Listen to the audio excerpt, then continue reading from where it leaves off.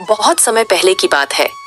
एक छोटे से गांव में एक अमीर व्यापारी रामलाल रहता था। रामलाल बहुत ही कंजूस और स्वार्थी व्यक्ति था। वह हमेशा गरीबों और जरूरतमंदों का शोषण करता था और किसी की भी मदद करने से कतराता था। एक दिन गांव में एक संत आए। संत ने गांव वालों को धर्म और कर्म के महत्व के बारे में सिखाया। उन्होंने कहा, जैसी करनी वैसी भरनी। यदि आप अच्छे काम करेंगे तो आपको उसका अच्छा फल मिलेगा और यदि बुरे काम करेंगे तो बुरा फल भोगना पड़ेगा। गांव वालों ने संत की बातें ध्यान से सुनी, लेकिन रामलाल ने उनकी बातों को अनसुना कर दिया। रामलाल का एक नौकर मोहन बहुत ही ईमानदार और परिश्रमी था। वह रामलाल की हर बात मानता था, लेकिन रामलाल उसे हमेशा डांटता और अपमानित करता था।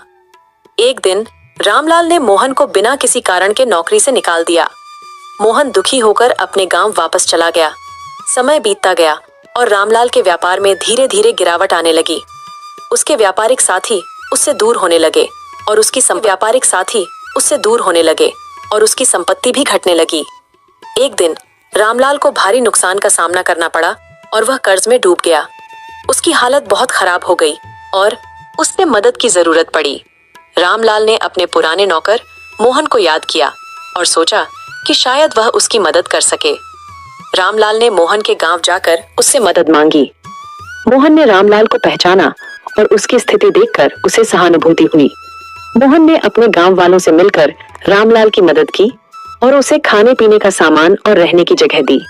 रामलाल को अपनी गलती का एहसास हुआ और उसने मोहन से माफी मांगी।